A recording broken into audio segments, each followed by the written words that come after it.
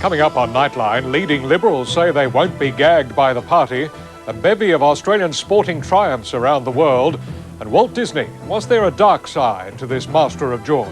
Join us shortly. Prominent Liberals refuse to be gagged despite a party appeal for unity. Political haggling in Japan as the Liberal Democrats are thrown from power, and Greg Norman finally snares another major with a round to remember.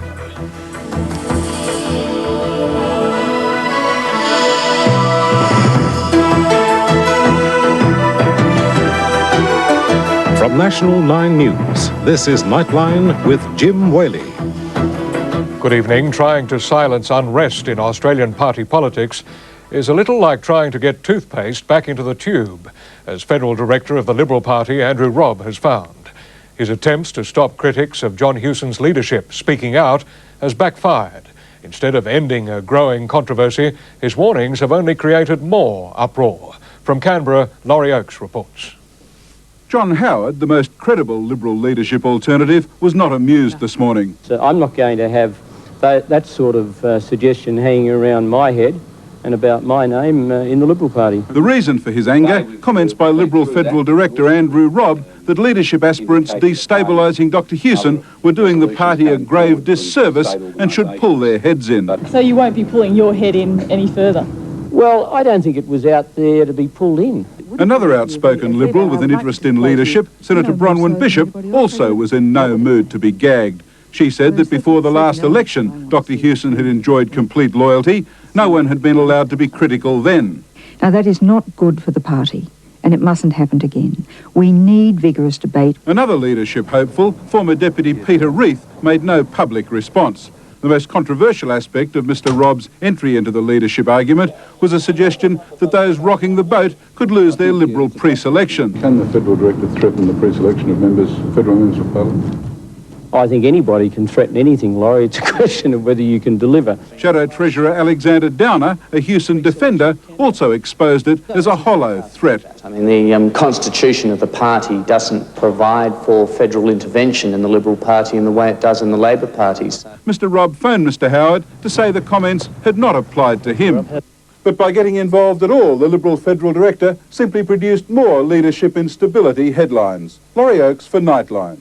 When Prime Minister Keating spelt out his commitment that the government's promised tax cuts were LAW, law, he made a rod for his own back, because the tax cuts are going to cost the government billions of dollars in revenue and could cost them their grip on deficit reduction plans. But as budget day draws near, suggestions the cuts be postponed or reduced have run into hot opposition from the unions. Peter Harvey has details. As August 17 and the federal budget get closer, so does government agonising over those extensive cuts in personal tax levels. Promised by Prime Minister Keating when he unveiled the government's One Nation platform last year, the cuts will cost the government billions in lost revenue, and that at a time when it's battling to reduce the overall budget deficit.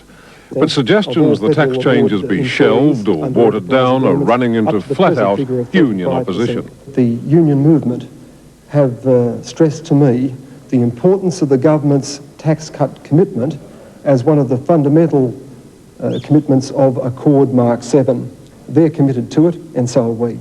But the government does have a few options. It could reduce the scale of the tax cuts and then bring forward the starting date from next year to this. But the opposition says that wouldn't stop the accusations of broken promises. Then Mr Keating's statement on the 9th of February that his tax cuts were law, L-A-W, law, will go down along with George Bush's statement on tax cuts, read my lips, as one of the more historic, hypocritical remarks any politician has made.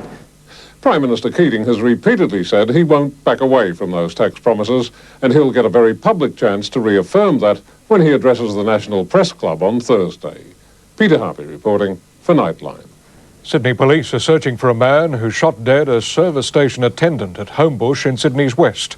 It was the second time in 18 months that 39-year-old Tom Wang had been robbed.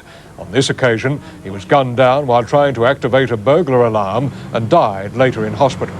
Police already have a strong lead, a security camera capturing the entire incident. A man has been gunned down in the driveway of his home in Doncaster in Melbourne's northeast. The man, aged in his 30s, is in critical condition after being shot twice in the head and twice in the upper body by 2 gunmen. Detectives say he was getting out of his car when the attackers confronted him. The area has been sealed off as the police search for the men. One is believed armed with a handgun. Also in Melbourne, an appeal has been started for